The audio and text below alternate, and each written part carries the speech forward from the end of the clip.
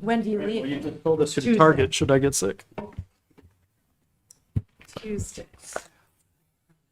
So close. All right. I haven't worn a mask in It like is 6:30.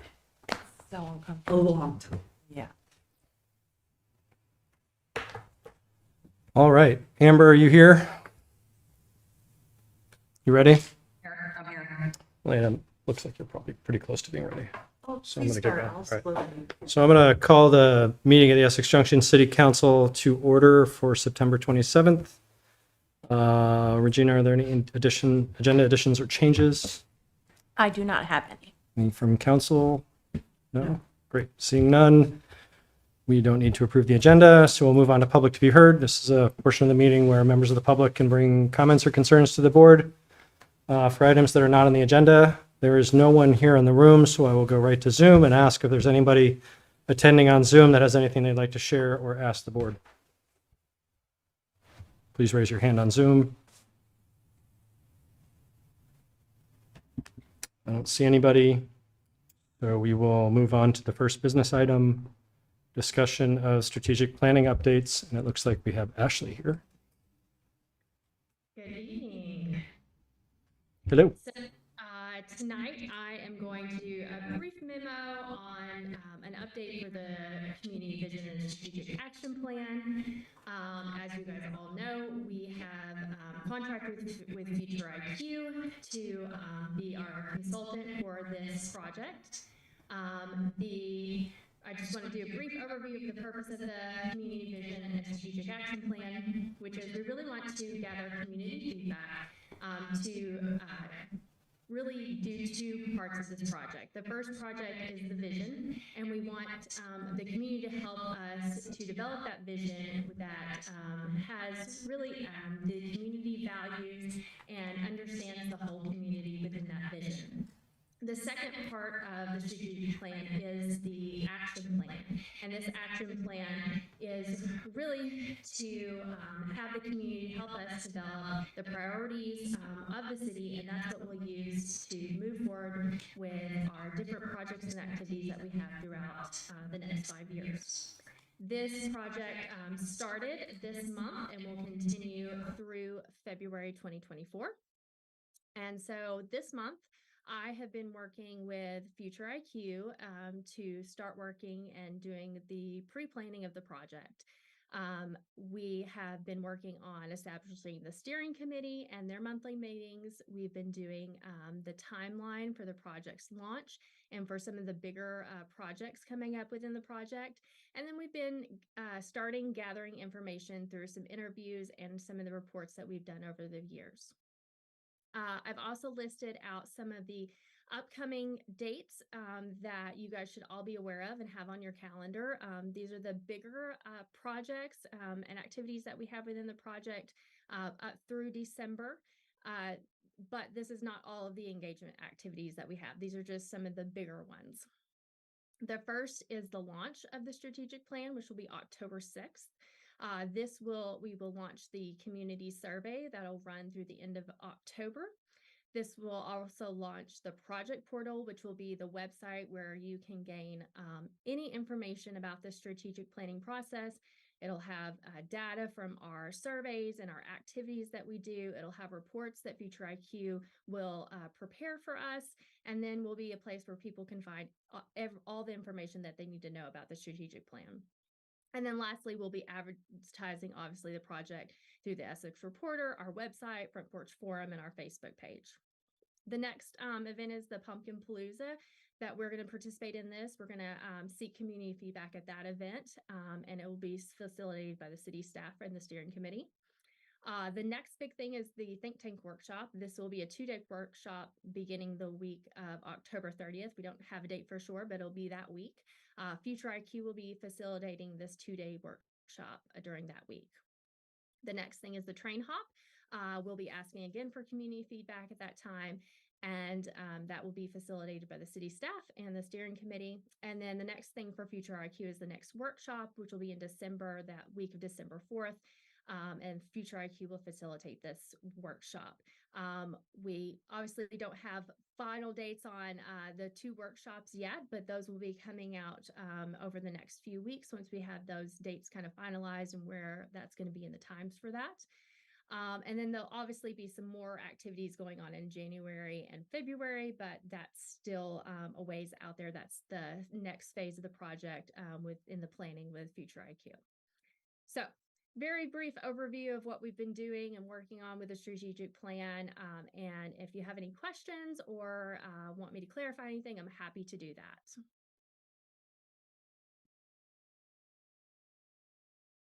Any questions, comments from council? Looks great. I have- Glad it's underway. Go ahead. Sorry, I have one question. Actually, just out of curiosity, all these group events, great. I'm just curious about whether or not feedback or input from the community will be somehow available on a continuous basis, or is that strictly going to happen through either an event or a facilitated, event with residents? Yeah, sorry. No, you're fine. Just to clarify, so you're asking, is there going to be additional opportunities for people to give feedback other than the survey or the workshops? Yeah, just in case, let's just say somebody were to participate, or maybe they ran into us at one of these particular events, but they wanted to give feedback later on. Is there an email? Is there another way that they can communicate in order to give feedback during this process? Yes. So obviously we're wanting everybody to take the survey as much as, so there'll be this initial survey and then there'll be another survey later on as well. So there's 2 community surveys. And then there'll be some opportunities that I'm creating for myself, Regina, and the council and the steering committee to be out in the community at different already pre-worked activities. So if somebody in the community is having a meeting that we can go and attend and get feedback from, short little bits of feedback is what we're looking for that, obviously. But yes, we'll have many opportunities. And if on our on the project portal, there's an opportunity for people to sign up for emails to get updates on what's happening within the strategic planning process. And there'll be other opportunities on the website for them to give feedback. You're welcome. Sounds great. I appreciate the update. I don't think we have anything else. Excited that this is underway and looking forward to participating. Thank you so much. Yeah. Thank you, Ashley. Thanks, Ashley. All right. 5B, discussion of 2025 annual meeting date. So just bringing up the packet memo here for you. Oh, you know what? Excuse me. Yeah. Apologize. I did not ask for public input on that item.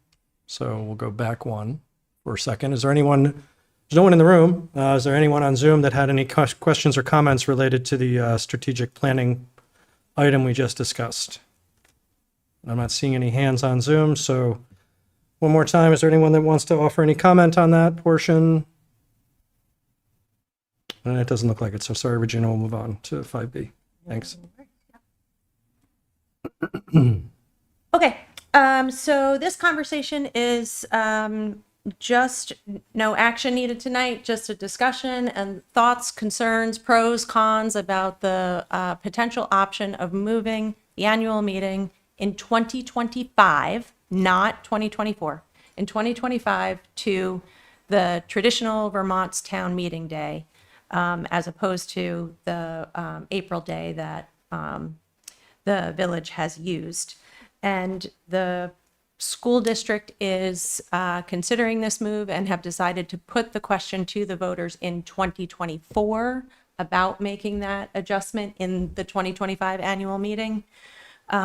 If folks recall, we asked the voters last April to contemplate a charter change amendment in the city charter that would allow the council to set that annual meeting date, as opposed to having to ask the voters an entire year beforehand precisely what date that would be. We're just going to have to play that timing by ear over the next couple of months to see if the legislature takes up that charter change this legislative session, and at what point they do that, we may find ourselves in April also asking the voters what the precise date is going to be in 2025. So we'll sort of sort out the logistics of how that works one way or the other. But in terms of my perspectives on the pros and the cons, I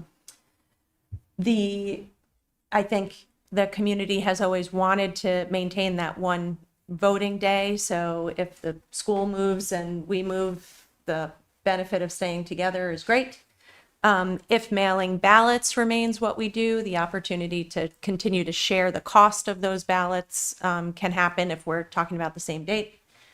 And Vermont League of Cities and Towns is really helpful at talking about the schedule of setting one up for town meeting day, not our day in April. So it just would be a big benefit from that perspective.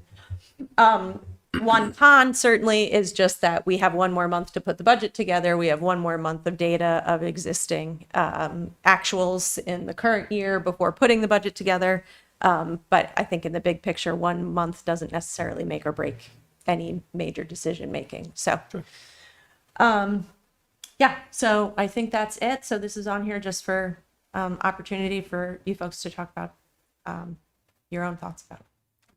That's great. Thank you. I think it's fantastic that we're getting to this point a little sooner than I thought we would. I think it's great. I think it'd be nice to have the whole community vote on the same day. And yeah, there's that complex issue around approving the charter and everything else. So yeah, we'll have to see. And I think I mentioned before what that then does to backing up all those other dates with the public meetings and everything else. But overall, I think this is great. I don't see any real cons to it. Anyone else? So I'll say that since I ran and Elaine may have had a similar experience, I don't know, but having run this last election cycle, you would think it was the top issue on people's minds a lot of times because it came up so often. People wanted this question, like, what? Wait, we're not doing this? Why aren't we doing this yet?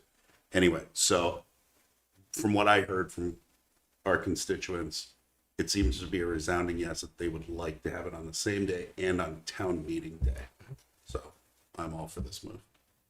That was my experience as well. People would love to have it on the same day that all the other communities in Right. Vermont vote. It is exciting that day. There's so much, excitement around it. So much general promotion around the election. Yeah. And then, oh, ours isn't happening? Right. Yeah, so. Amber? I assume we'll keep the polling place at the fairgrounds. And I guess, Regina, has there been any conversation with CVE as to whether that would pose any problems for them or whether we should be free to use that space in March as well? Great question. I know we plan to continue to use that space. It seems like that was a big success. I have not talked with them, and I don't believe Susan has either, about what town meeting day would mean for them. So that's a great question that we can get sorted out. Voters really liked that this past year, going to the fairgrounds. They really liked that. Good. Andrew, nothing? All right. Thrilled to see this happen. It's about time. Long time. Yep. Well, great. Let's keep on keeping on to that goal. And is there anything else you needed for that? No? Nope. Okay. So, public comment. Is there anyone on Zoom that has any comments on that item? Now would be the time to raise your hand and offer them. Give a few moments here for that to happen. If there's anything anybody wants to share. And I'm not seeing any, so we'll move on to 5C, which is discussion of amendments to the policy regarding city council meetings. Okay. Does this look too small? I guess it looks okay. That's good. Okay. So, if folks remember when we had the council orientation back in end of April, May, we identified 2 policies that really could use some updating. The communications policy, which we finished in August, and this was the second policy to really think through more how these meetings run, who does what, where the public can find the information. So Elaine did lots of legwork on this. Thanks, Elaine, for getting this updated. And Ashley and myself have taken a look and updated it as well. So what you've got in the packet is a draft document with some comments and flags of discussion items to think through. There is no immediate rush on this. It doesn't need to be adopted tonight. If the direction is clear on where you want to go, we can also make sure to get all those edits correctly incorporated and bring this forward on the next meeting in the consent agenda. So Okay. there's that.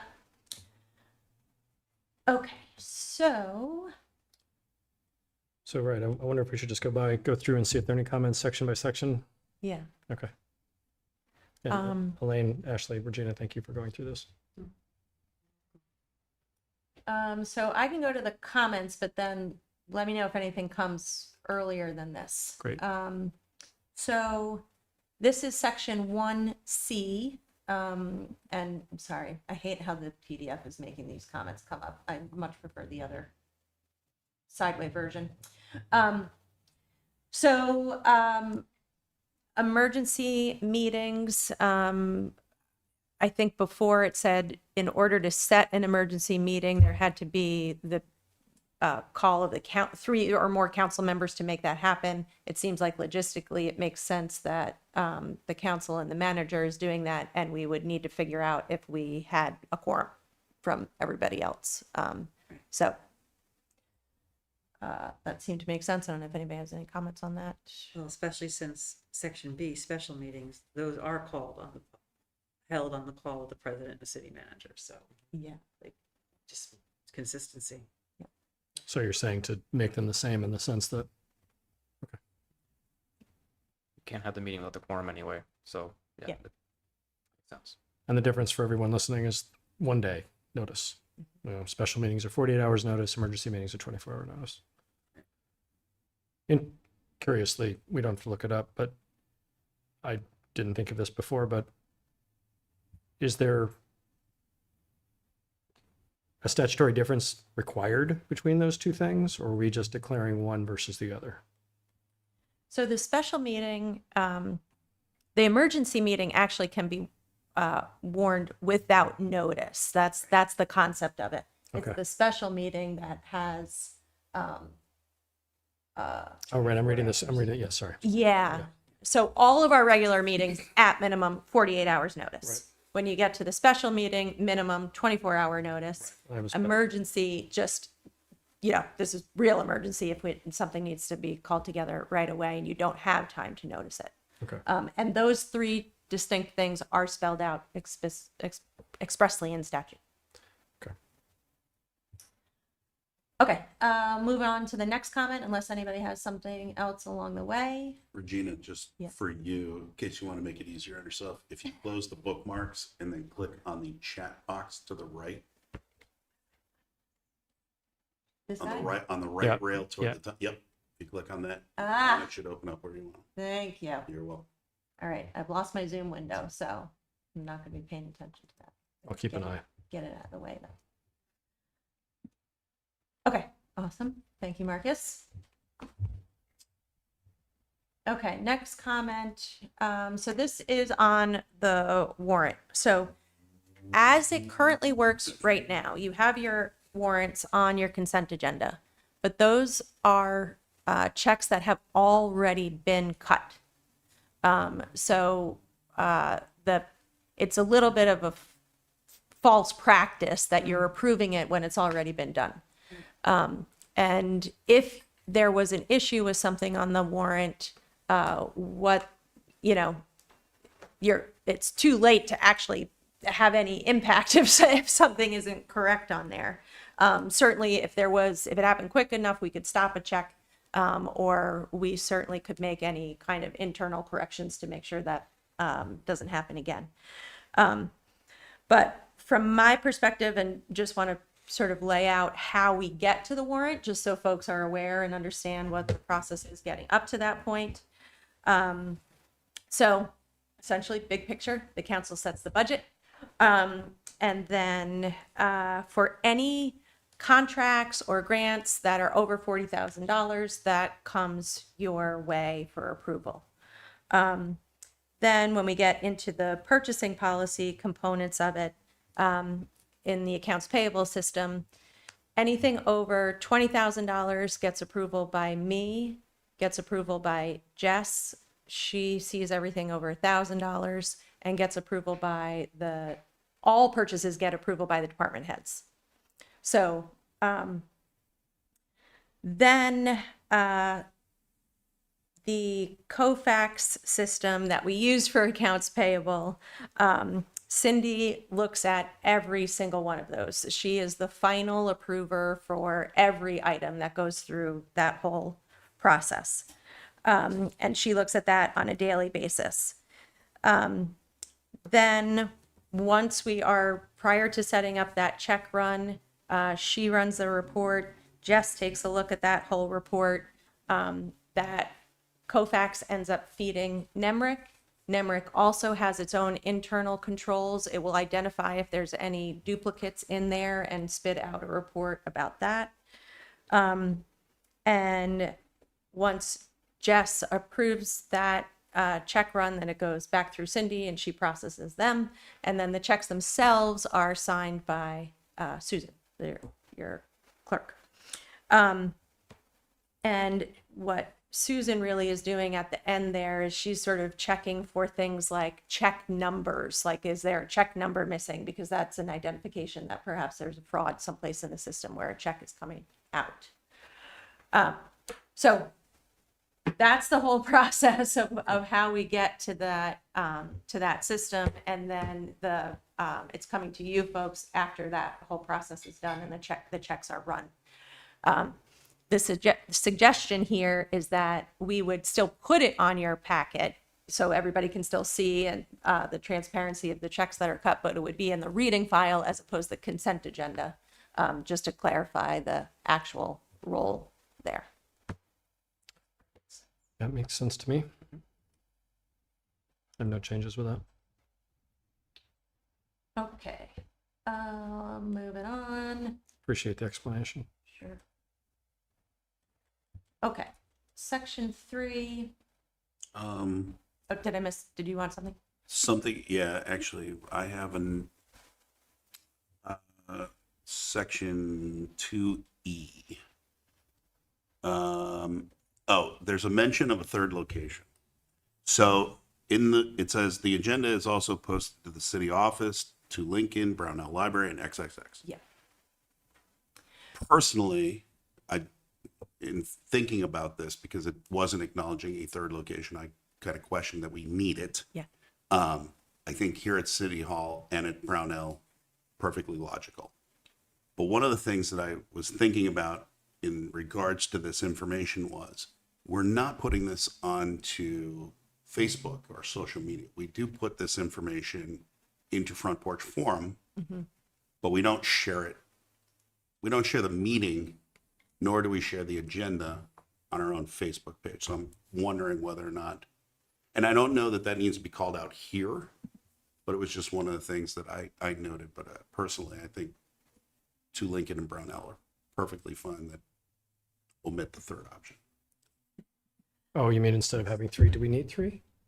We do need 3 locations, and the third location used to be the town office. So, we've been wondering if EJRP makes sense, if Max Market makes sense, and so just curious if you folks have a thought or idea of where that third physical location has to be. And then you bring up a great point, which is where else should be, do we want to think about posting it in a digital world as opposed to the physical location? And does it matter if it's digital or if it's physical? You have to have 3 physical locations, and I'm pretty sure you have to be putting it on the website at this point too. Because my concern in thinking about it, because I know that there was a comment concerning Max, was the fact that Max is, while it's a perfectly fine store, it's not the type of grocery store that I think is drawing in such numbers or the population density of our community that I would say it's the most ideal. There was a time when the grocery store was kind of one of your central locations in your community. I'm not sure Max would be that. So I'm a little concerned that it would fill the statutory requirement to put it there. But I don't know that it's reaching the people. Yeah, I would probably go with EGRP for now. I'd hate to require any of our employees spend time on Facebook as a requirement. I think EGRP is trying to think of any other example around here. I suppose if we fix up the clock sign at Railroad and Main, we could also post it in there, which would give us an impetus to get that repaired. What were you going to say, Andrew? I was going to say I would propose that clock tower if it were repaired. My only hesitancy with EJRP as compared to a Max is EJRP is open at a much limited number of hours compared to Right. Max, and so in terms of a walkthrough and flow as to where the people hang out, it's not Yeah. necessarily EJRP. Yeah. Although EJRP has an external bulletin board. Right, and for the people who are going to EJRP, that's generally kids with some parents, but It's also a municipally owned property as opposed to a private business. It feels like the third option is going to be about filling the statutory need, not necessarily I'll just badly word it and say the best possible location. Well, another possible place that gets a lot of traffic is the post office on Post Office Square, and perhaps they would permit us to put a sign up. Right, and of course we're presuming that Max would want to as well. Exactly, that's what I'm saying, let's right. go for a municipal or a federal. So why don't we put EGRP in, and for the time being as a placeholder, and maybe we can reach out to both the post office and Max if anybody else has any other options. Of course, we can still post it across the street in the bulletin board if that's possible. Yeah, and this, certainly we have to do the 3. That doesn't mean we can't do more. Right. If we wanted to post it physically in more places. I will say logistically, EJRP would certainly be helpful just in the sense of ease of this office emails it to the staff and then they can post it. Okay. You know what might also be nice is, well, never mind. I was going to say putting it in the senior center, but it's in the building. They do have a different entrance. We could email it to their contact and say, you know, for your information, it might be a nice addition for them to just be on the list of think that's people to a great receive idea. it. And, extending that to them. Yeah, that's a good idea.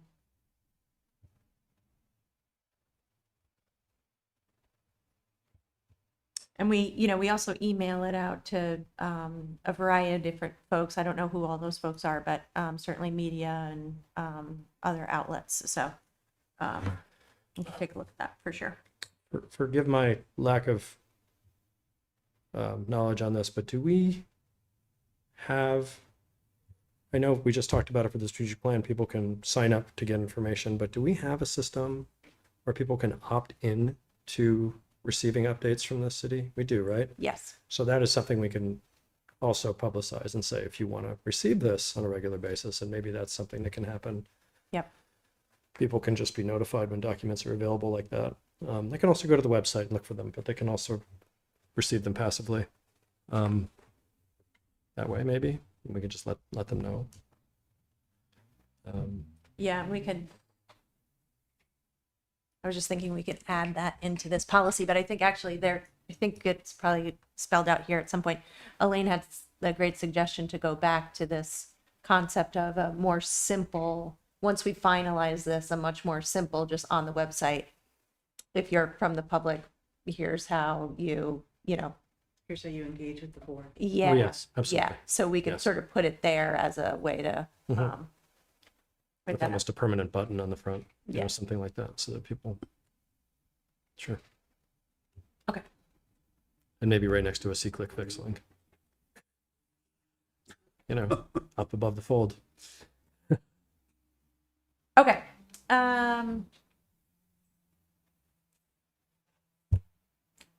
Okay, this comment is a little bit off its target, but so this comment is about the Pledge of Allegiance. Oh, My where is that? Yeah.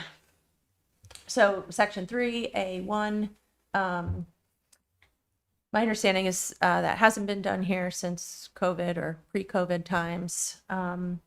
It's, I think, certainly raises a equity and inclusion issue, and just been sort of curious to see what some of the other communities are doing. So I've only figured this out for 4 communities, but of them, Heinsberg does not do the pledge before the select board meetings. South Burlington does, Winooski does, Burlington does not, Essex does.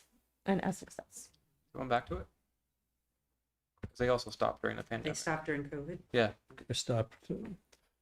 Yeah, but they do it now? that's what I was asking. I'm Okay. remembering back in my time there. So. Okay.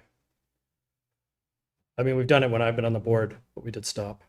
I'm perfectly Can, happy to keep it off. can you talk about what you mean by equity and inclusion issues regarding the pledge? I think just the reference to God and Okay. whether everybody aligns with that or doesn't align with that. Okay. And it's been interesting just sort of thinking about this topic and looking at various Supreme Court cases of this, and mostly involved with schools and whether students need to adhere to saying the pledge or not. And I hadn't realized before looking at this that phrase was added in 1954. So it just was interesting to me. I assumed it had been part of it all along and not. So For me, it's going back and looking at the history of it and reading about it. It was very much a tool for other reasons. Yes. And for that reason and a bunch of others, and the whole idea around compelling speech as opposed to volunteering, and its use for furthering certain religions over others, and the questionable addition of the under God phrase and the reformatting of it, for all of those reasons. I think we demonstrate every time we come, and every time someone participates, they're demonstrating their allegiance to the form of government we enjoy in our country, by actually doing the work. Okay. And that's why I do the work. That's just my opinion. I think we've been doing great work without it, and yeah.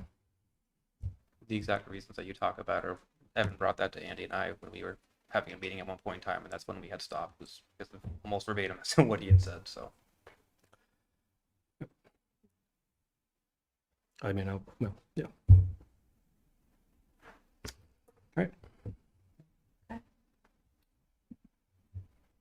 all right, moving along.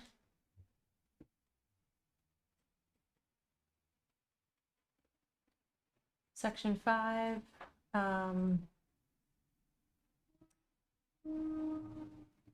Sorry.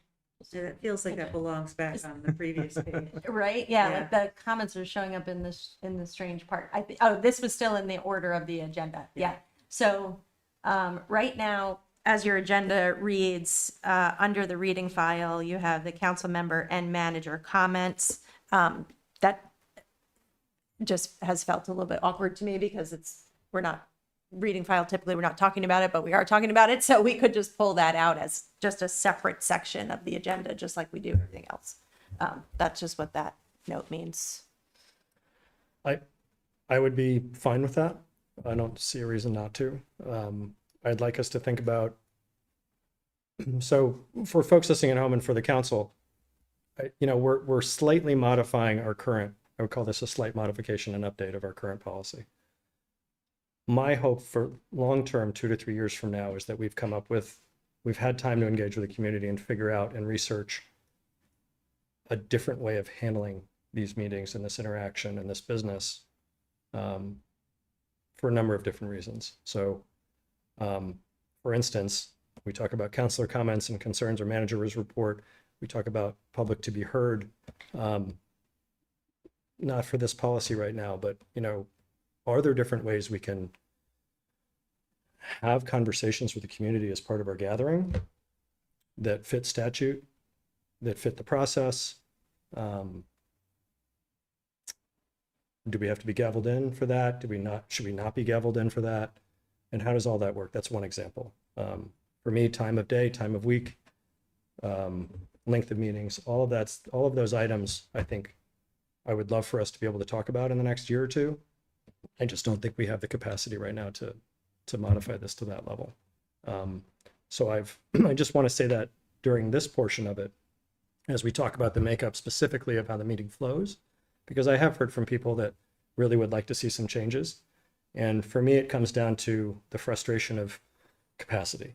And I think we all have our ideas on what we want to do with it, and we'd love to hear more. But right now, we need to get this to a place where we can still function and tweak until we have a chance to really do some interesting research and engage about how it could be different. And that might be another role that the commission coming up next year, whenever it comes up, looking at governance, they might be able to also look at some of that and do some of that legwork for the council and staff. So I just wanted to put that in there, that we haven't given up on some of those things.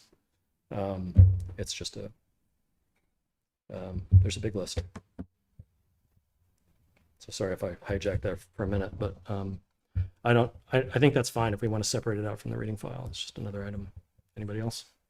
Amber, I can't see you. She's good. Thumbs up. All right. Okay, now let's see where this comment actually belongs. That was that comment. Okay, so this is just a note. We will probably need to add in a section here about the clerk role. So the charter added the clerk role position without some specifics about what that what that role is. And there's some information in statute, but it's also relatively vague and not entirely clear. So yeah, still more thought and thinking on defining that role and what that looks like. Way back pre-COVID, I think I had to sign minutes. Yep. That was my clerk role, was essentially signing minutes. And if no one was available to take minutes, and we weren't doing what we're doing now with Zoom recordings, I wouldn't have to actually take the minutes. I think I did that once. But we're not doing that anymore. So yeah, we'll find something. As clerk on the select board, I signed off on check warrants. Yeah. Okay. Yep. All 26 pages.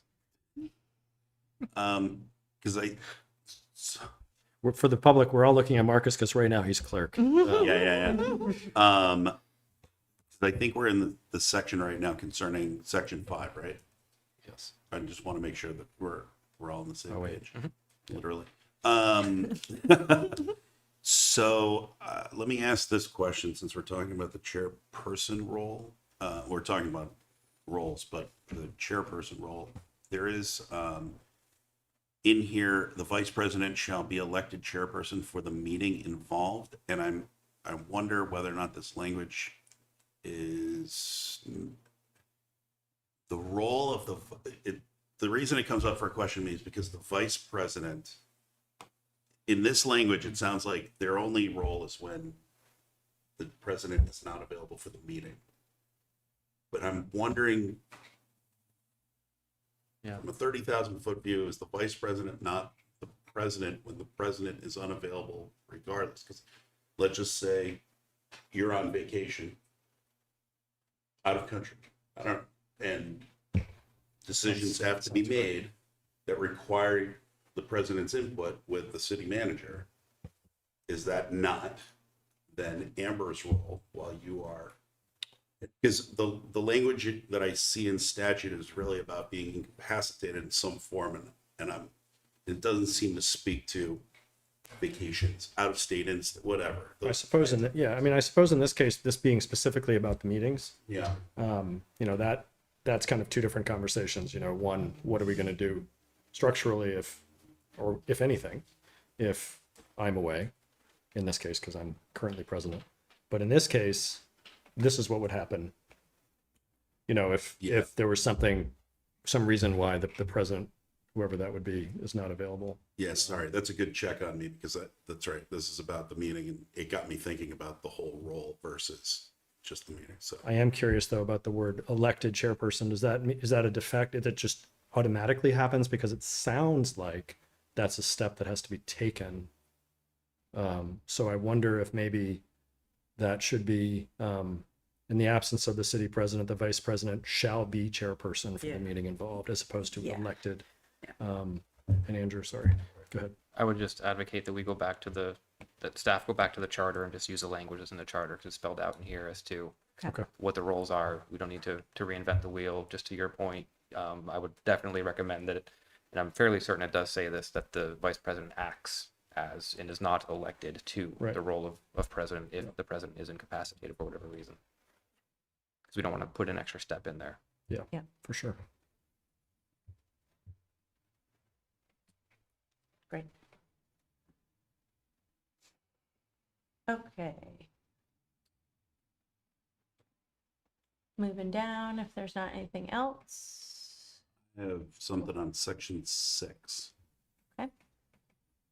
So public participation. So I strongly feel that we should allow during public to be heard at the beginning of the meeting, opportunity for people to share about any item, including items that are already on the agenda.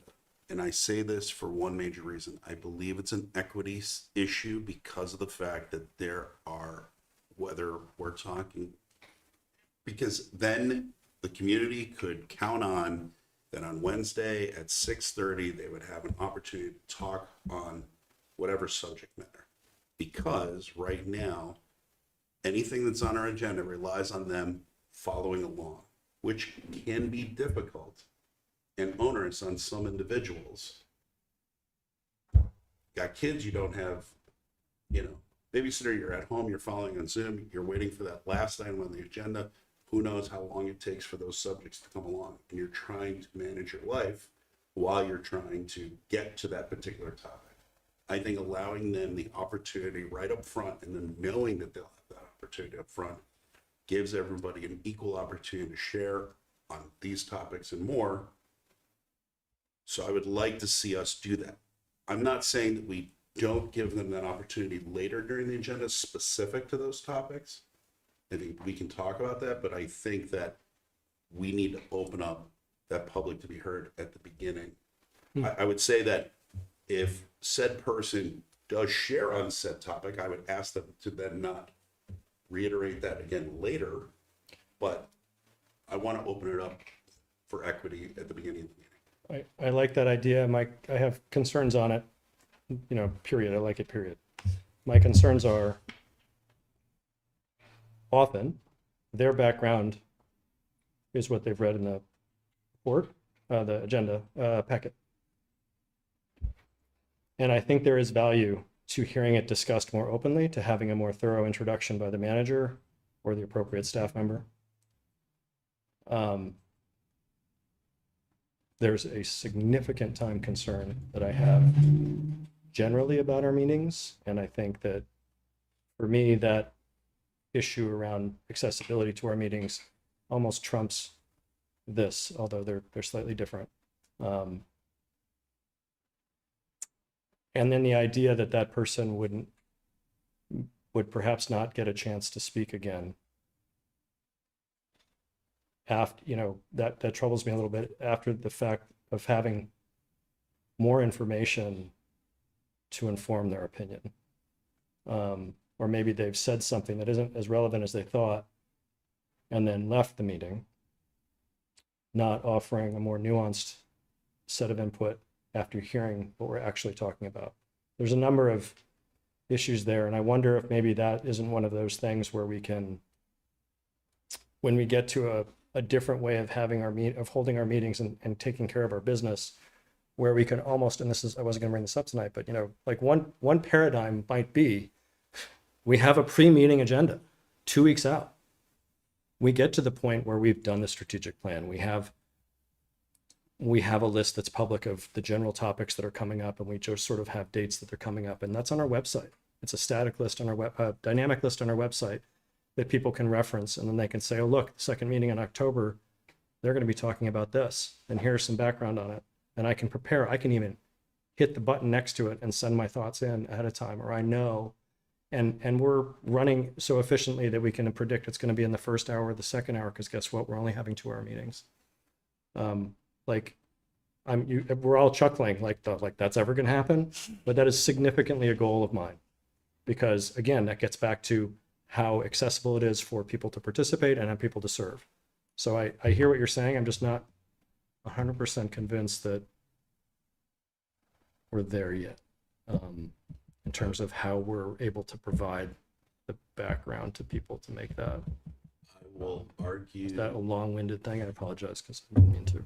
No, I appreciate that. You gave me some things to think about, but let me add in this. I'll simply work off your comment to say this. We should be efficient and effective in our discussions and dialogue, so that we can get through, so we can do the work that needs to be done. I'm not worried about meeting a particular hour. I'm concerned that, and I totally hear you about having that nuanced view. I think if I were on the other side and I was sharing something in public and I said it at the beginning, if we still provide that opportunity later on, they could still catch that discussion and say, I want to revise my earlier comments. Here they are. Now, we do know there are other municipalities that are doing public to be heard at the beginning and then not taking public comment after that. So it's not uncommon. I wouldn't say that it was necessarily ideal, but I would like the attention to be more on, again, giving them access and not worrying about whether or not I'm here too late. I personally, I'm just saying. Can I add a thought to that? Please. So I appreciate what both of you are trying to accomplish here. And I really like the ability to have the public comment at the beginning of the meeting, while also maintaining the public comment for each agenda topic. We generally have an idea of when there's going to be a lot of public comment, because we can see people show up in the audience and we know that there's going to be discussion. And we are within the right of the council to put time limits on public input. If there's, 8 people waiting to speak on something, like, you are able to do that. It's not illegal. It's not hurting anyone's constitutional right to free speech. It's a meeting efficiency tool. And so I just want to put it out there that that is the thing that we can do. But I also appreciate the opportunity to have the public speak at the beginning, because they might not be able to stay the whole meeting. And then if they are able to stay the whole meeting, great. They might have an opportunity to say something at the point of each piece of business. So I'm arguing for both, with the understanding that we can, as the city council, say to the public, we need to move along. If there's so many people here, we need to have time limits, or, we can work with them to make the meeting as efficient as possible. I want to make sure that's true, because I thought we had some guidance that it wasn't in terms of time limits recently. Yeah, I think we can. I was wondering where that question was coming from. And I think it's possibly during the dog ordinance procedures that we talked about that, because that procedure is more of a quasi judicial hearing. And so that's different than just our general meetings. I don't think there's any prohibition from setting a time limit. I'll simply say that I know Burlington does impose that regularly. I know that there are other communities that do impose that regularly. I will say that there was a time that I actually sent a previous president a note saying, please impose time limits. And I believe that if I recall the comment correctly, it was a matter of this was our tradition, our practice. And I got that. And I think that as long as we're upfront about the fact that we may or may not put those in there so that the public understands that we'll do that, I think it's fun. If you're just doing cold, I completely understand why the public would not respond positively to putting time limits on it. But as long as we're upfront and at the same time acknowledging, look, while we may give you 3 minutes or whatever it is, whatever that number is, they still have ways to interact with us. Still have emails, still have, Yeah, the concern though is that if we're making a decision, which we often are during those first conversations, sometimes they're our first conversation. So I agree, and that's one of the reasons why I think I made my comments at the last meeting about, boy, I would really love to see us get to a place where we're being proactive, because then we have bandwidth or space to be able to give ourselves times for that interaction and to get feedback, so that we can, again, we don't have to keep making decisions in the moment and trying to react to those comments also in the moment, while giving these items enough consideration and thought and discussion. So we can make it I think we do, Andrew, just one second. I think because Andrew's waiting too. I think we do actually do a pretty good job of filtering out the topics that actually require a lot of conversation versus those that are less complex. We can certainly do more. I'm open to it.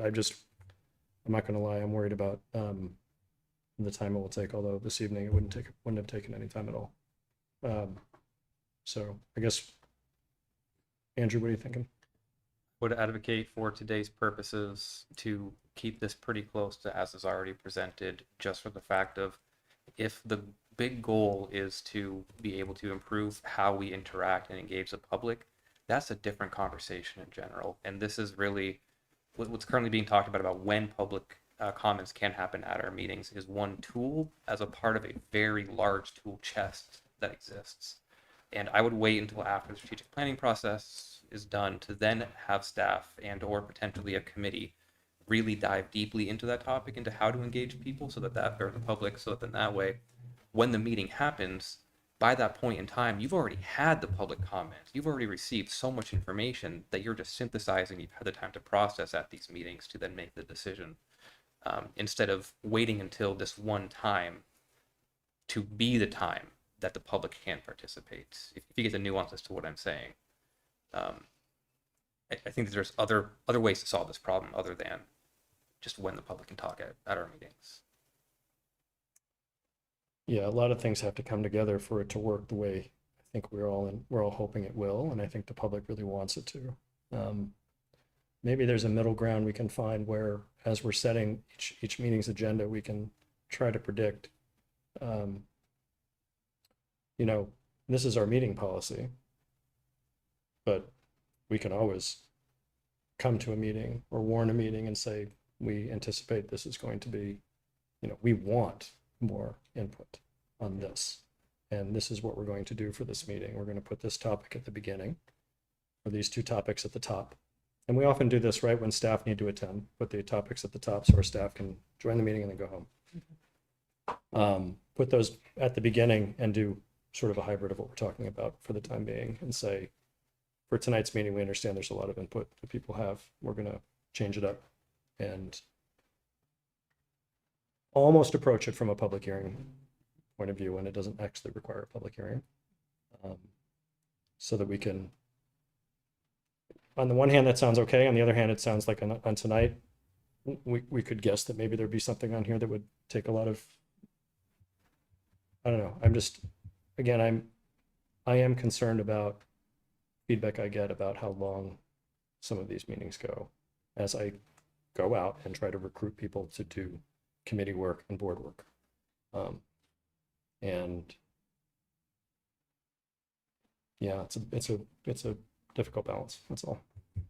It's not so much I think about any one of us. It's, right now we're actively recruiting for people to put their hand in and say, I want to do this. And when they see 3 or 4 hour meetings, it's just a flat no.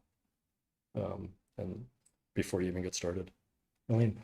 Can I just suggest that a possible way to solicit public input before the meeting begins that would be easy for us to accomplish now is on the agenda when we have the Zoom information and all that, we could just say public input on agenda items prior to the meeting is welcome. Email whoever it is you want them to email. Submit your comments in advance here. And then you'll have some feedback before the meeting. I think it's a great idea. Can we get that distributed as an addendum to the packet so that we have it here? I mean, how does that work with, so if we take that comment, not to drag this out, but if we take that comment for 4 days, if we, from Friday to Tuesday to Wednesday noon or whenever, right, it's cutoff is to make it available, that's then public record. What does that do to, where does it get put? What's the cutoff? Does that meet all the rules? Just some, we can do it, but I mean, is that okay? If I may, in the past, in meetings I've been to where public input has come in after the packet's been submitted to the board receives paper copies of it at the table. And then it's discussed, but also it's added to the packet for the public to look at afterwards because it arrived so late. Sure. And in fact, we had a lot of that during the merger conversation. So great. Thanks for the reminder. I think that sounds good. So where are we with this?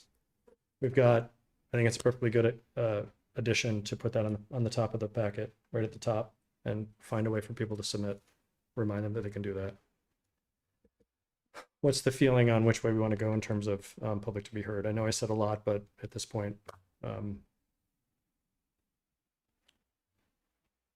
I feel like Marcus's suggestion of not limiting it to items not on the agenda. I think it's okay for folks to talk about what's on the agenda. Regina, what do you think?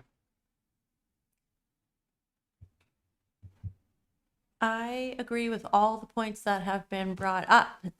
It totally makes sense to me that, you're sort of missing the introduction and the full discussion by providing the comment up front. But I do completely agree that some people might want to address an agenda item.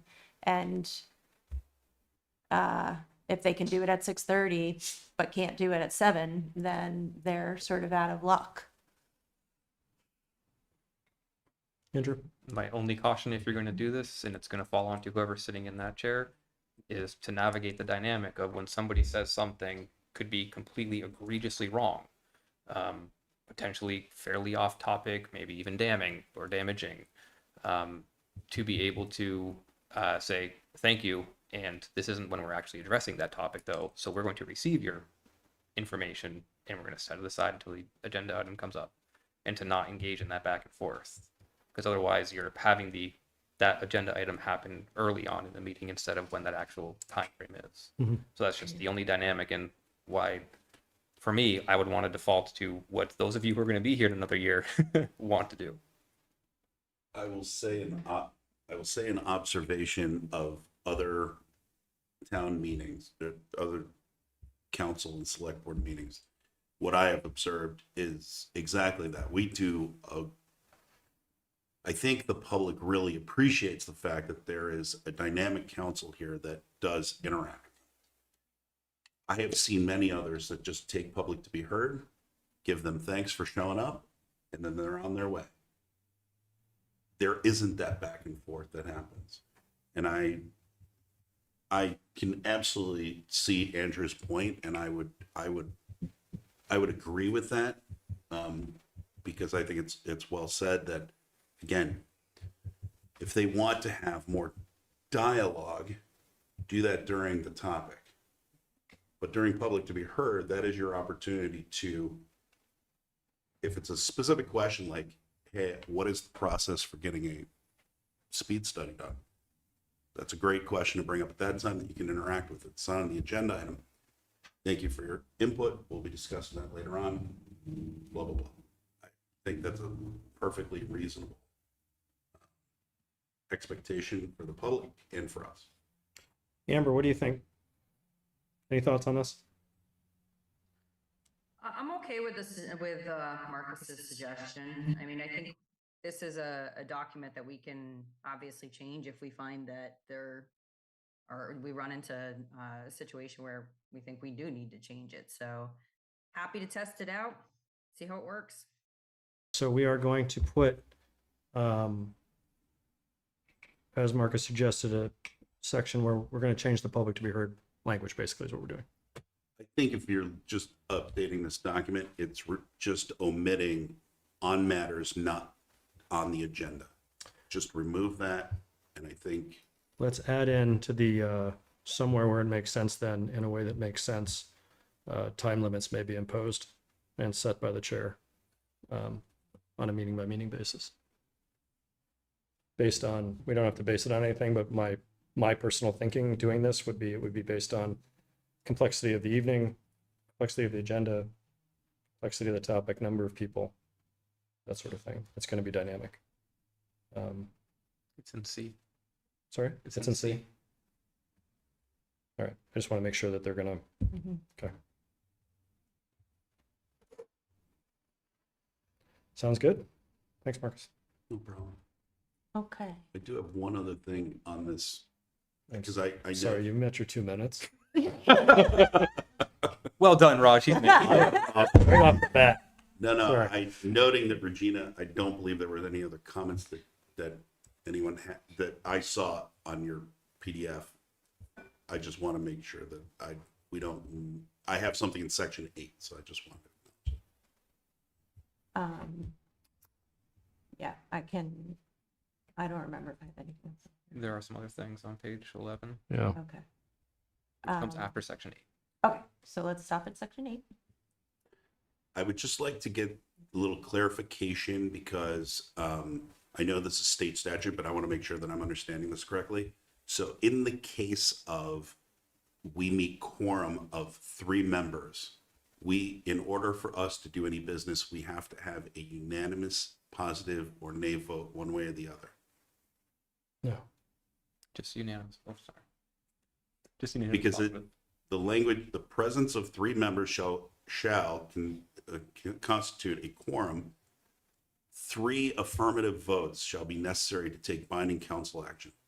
So that sounds like a unanimous vote of 3 individuals, whereas it's 4, it's majority, 5, it's majority, but in the case of 3, we have to have unanimous. Okay. You need 3 yes votes no matter what.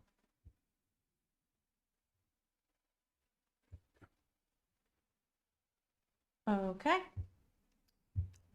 So we are in. Sorry. Okay, minutes. I think these next comments are gonna.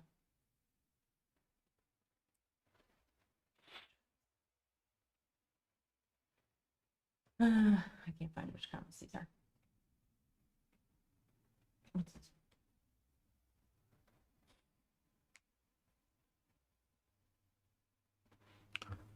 I've got sort of double comments down here, but I can't seem to open them. Oh, Okay, so I think what's going on here, if I remember correctly, so section 9A.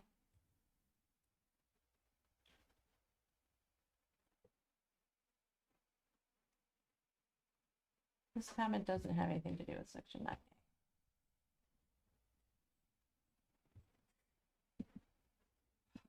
I think this document is messed up. The input from Winooski is how you handle a disruptive member of the public, and it almost seems like that text is missing in its entirety here. I think it's your 6D at the bottom of page 9, 60 at the bottom of page. PDF page 9. Any person making personal, impertinent, boisterous, or slanderous remarks at the city council meeting. Yes, okay. So that comment way down there that's talking about Winooski rules of procedure is here at at 60. Okay. And it just sort of laying out this process. You know, I don't know that this document previously talked about calling the police if you needed to. This lays out a little bit more of how you would try to bring the meeting to order before you had to take that step. Hopefully we don't ever get to the point where you'd have to call the police to get somebody removed from the meeting, but that is what that comment was referring to up here, is just this sort of order of operations. There was a case in a municipality that's escaping me where they had removed somebody and then the ACLU ended up getting involved about how you're taking, was Montpelier? So I don't recall how that one ultimately played out, so don't quote me on any of this. I just recommend somebody take a look back at that to see what the I think ramifications. it played out that they couldn't, but I can't quite remember the details. I remember seeing it. Okay, we'll look that up. And so then that would impact V5 there, the online attendee. I guess I was wondering as well,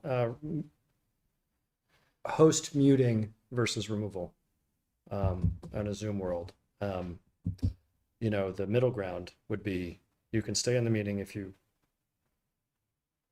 stop acting in a way that is whatever. Much the same on Zoom, you can attend the meeting. We're not going to let you speak if you're yelling,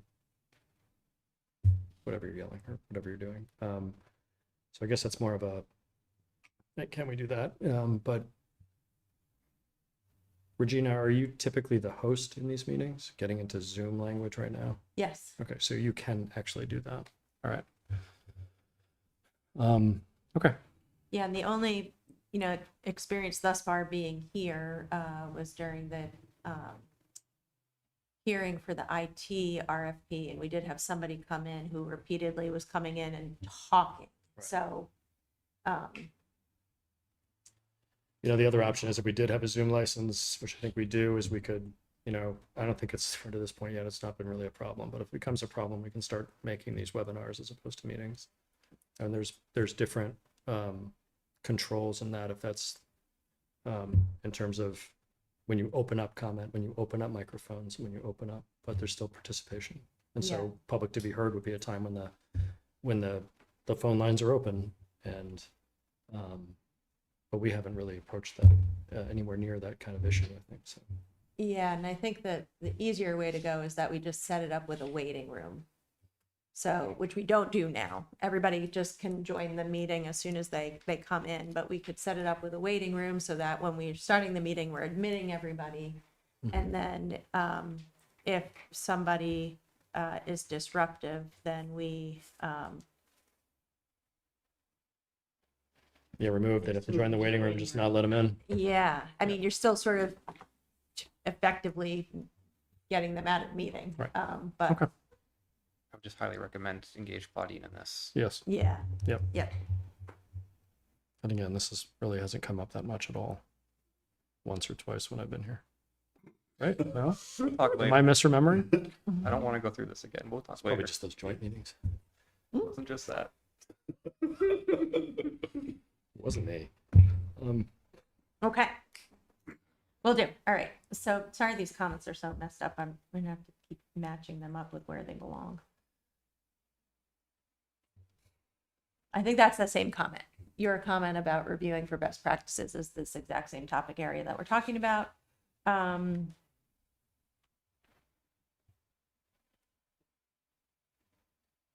think these comments are in their right location down here.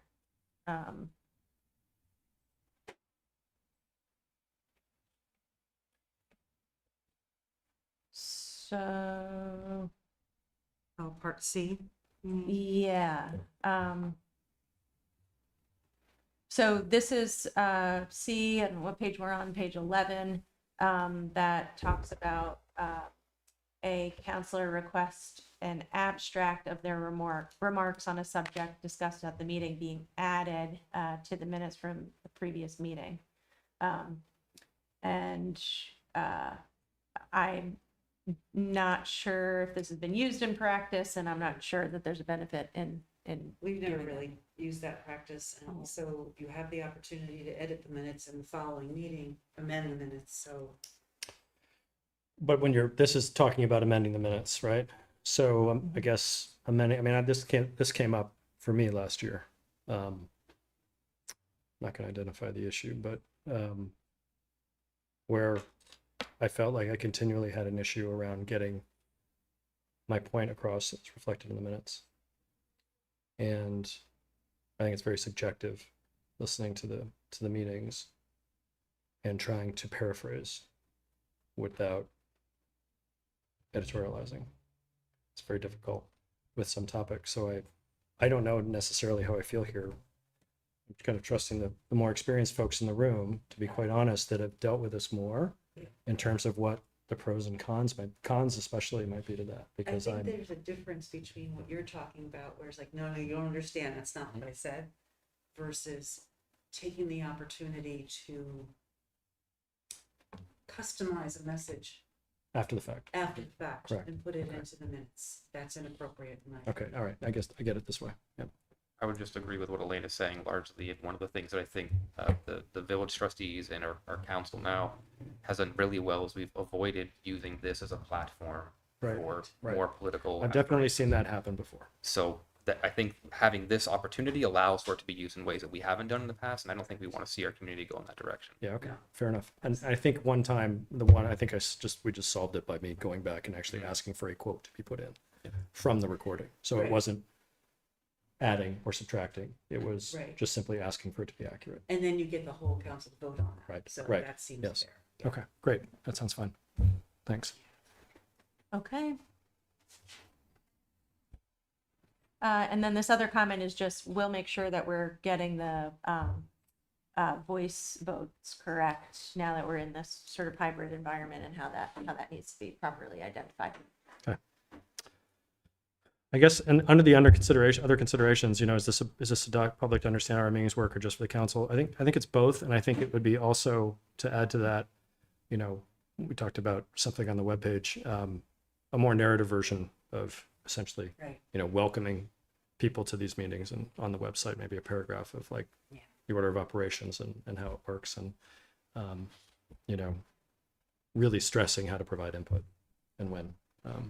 I think the last And then time- referencing this. Sorry, go ahead. I'm sorry. No, it's all right. Josh. I think the last time we had that on the website, I wrote that, so I'd be happy to figure that out again when you're ready. Cool. Can you remind me, please? Yes. Maybe next week. Actually, on Wednesday. How's that? Sorry, I'll do it Wednesday.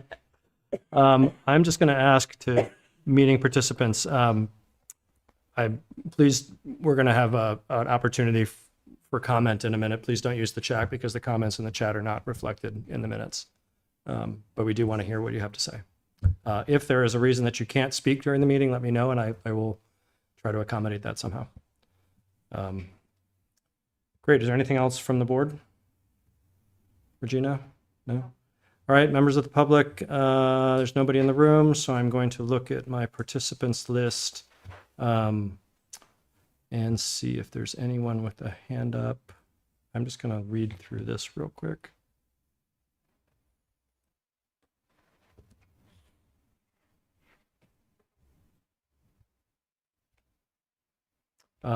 Annie Cooper.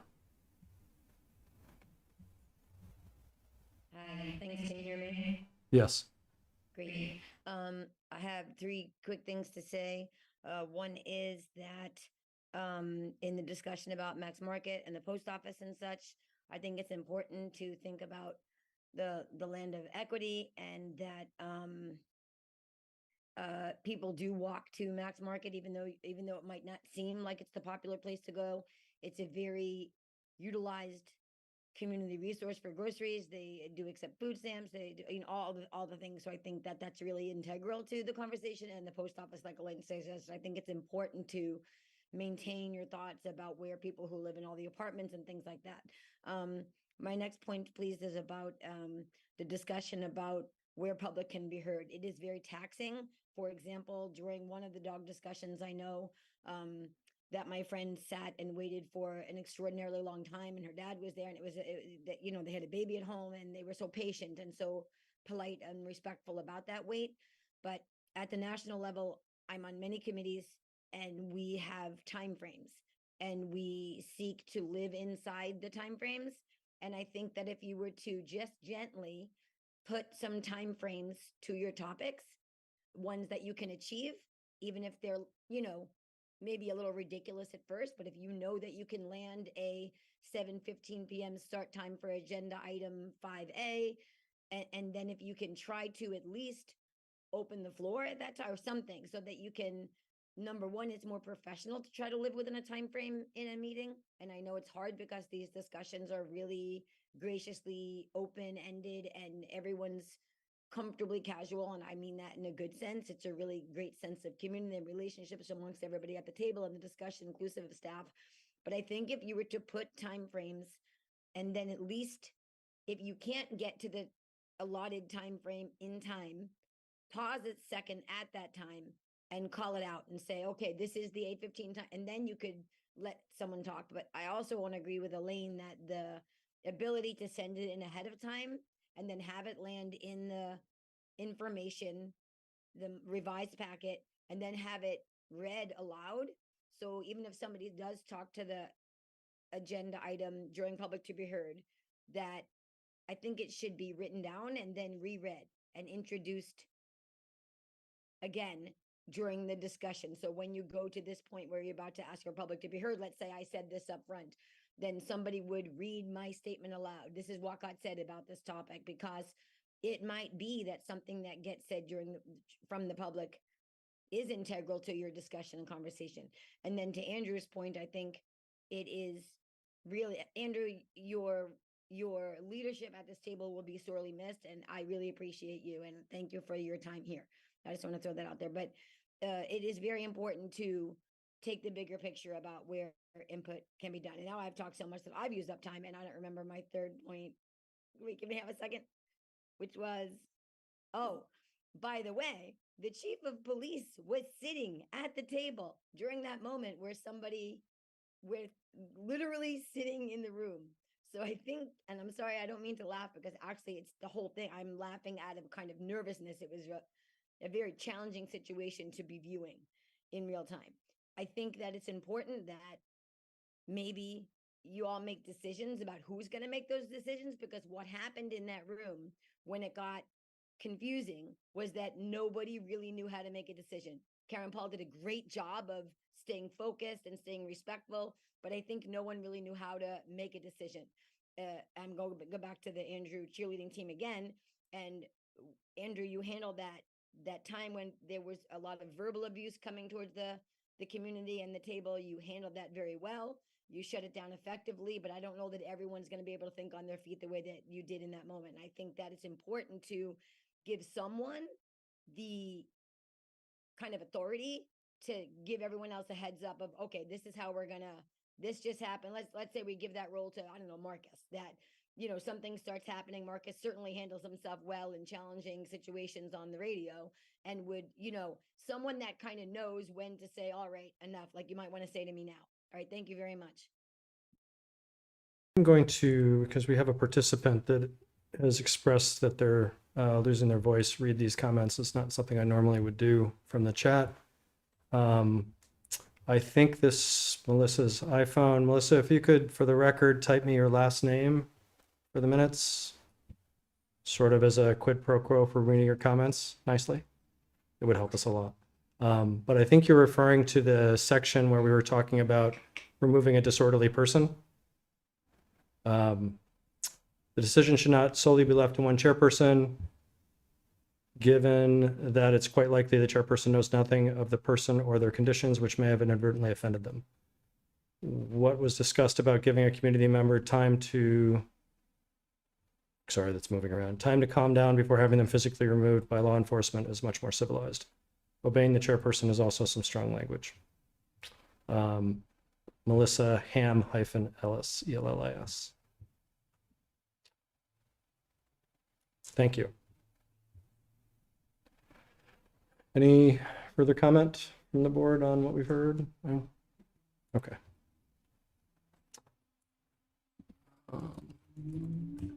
Quick question, Raj, just for clarity's sake, this is just to talk about it as a first pass. We're not approving it tonight. Right. This will come back to us again, so this isn't the only time that. Correct. Great. Right. It's not the only time we're going to talk about it. It's not the only time people can weigh in on it. I think we had the possibility if there weren't that many comments and it was clear that we could clear up, but I think we have some questions, so I think it's going to come back sometime in the next couple months. Great. Thank you. Scrolling. That wraps up our business items except for our executive session. So I would entertain a motion to approve the consent agenda. So move. Second. Awesome. Without discussion, all those in favor of approving the consent agenda say aye. Aye. Aye. Those opposed, nay. Motion passes. Reading file. Manager comments. You want to start? Yes. Every year we give out longevity awards to staff. It's sort of a 5-year increment. And last year, so I'm just going to read through these. Last week, we provided library staff Mary Dennison for 10 years, Ron Bundy in Public Works, 10 years, Caitlin Fay at EJRP, technically 11 years because we missed her last year, but 10 years. Carol Boucher at the library, 15 years. Wendy Hisco at the library, 15 years. Brad Luck, EJRP, problem with that, also 16, somehow missed him. I think the issue really is the calendar year versus the fiscal year. But, and very big one, Ricky Jones of 35 years. Wow. He's been with the city. So that was really fun. We had staff lunch over at EJRP. It was a beautiful day on Friday. So that was really great. That's fantastic. Yeah. So wastewater treatment facility, last week, A&R, DEC completed their first state inspection of the facility in 4 years. It was a positive inspection, and a follow-up report will be provided to the city with action items if there are any. Chelsea will be working also at the wastewater treatment facility with 2 Norwich University students for the school year on investigating solar expansion at the facility. So we've already got some solar panels down there, but they'll be looking at that. Latest on our construction projects, the Brickyard project is completely done. Lines are striped, and I think a little bit of grass has even been growing at this point. So it's exciting. Crescent Connector, we are moving along there, got some curbs in and some sidewalks. So that is really exciting. Main Street water line, we have run into some ledge. Really, it's a pretty significant amount of ledge on the other side of Athens Drive. So we'll be coming back to the council with what that sort of looks like and what our strategy is there. But the thinking is at this point is to try to get 75% of the project 100% done this year. And essentially the challenge is we've got our old water line right up smack next to this huge amount of ledge. And if we attempt to remove that ledge before we remove that water line, it's going to break and we're going to be in a bit of a mess. So we've got to figure out a strategy on how to manage that section in a different way. So you'll be hearing more on that, I'm sure. And then I know there's been some questions since we've talked about that code enforcement conversation that we had a while back. And we're hoping to move forward on the sandwich boards towards the end of October. I know that still seems like a long ways away, but it's going to take a little bit of effort just to we're attempting to put a system together that we can kind of play out and then see how that works and use it for other things. That's a good point, because people have questioned why the sandwich boards to start with. And I think one important thing to remember is that they're trying to come up with an efficient system for staff, a nice process for the public, and all of that. And the sandwich boards seem to provide a relatively low impact way to test that out. Yep. Just wanted to say that out loud so that people had a somewhat of an idea of why we're starting there. Yep. Great, thank you. Any council comments? Amber, Elaine, nothing? It's Thank you to all the staff and their Yeah. very long service. really nice to hear. That's great. I hope the luncheon was nice. It was. I don't know that we got an invite. Hey, none of us are hurt. I definitely thought about it, and I thought that you're doing a whole heck of a lot right now. Yeah, sure. No problem. No problem. No, I'm Staffing good. for staff is my favorite thing. Yeah, that's true. Yeah. Okay. I Even if we would do love a an drive-by invitation. clap. No, we're very happy for them and really appreciative. And if there's food, I expect an invite. Just saying. I just want to call out the Essex Chips movie up at the Essex Cinemas, Our American Family. I think that's worth checking out for people to take a look if they have the time to go view it and listen to the discussion. That's all I have. So without anything else, I would entertain an executive session motion. And I will say ahead of time that we're not going to come back and make any decisions. It will be relatively brief. So if you have the form, I will do it correctly. Swear. So I anybody- move that the city council enter into executive session to discuss a personnel evaluation pursuant to 1 VSA 313A3 to include the city council. Second. Great. Without any comment, all those in favor, say aye. Aye. Aye. Those opposed, nay. Great, motion passes. So I couldn't find it, so is there just the one?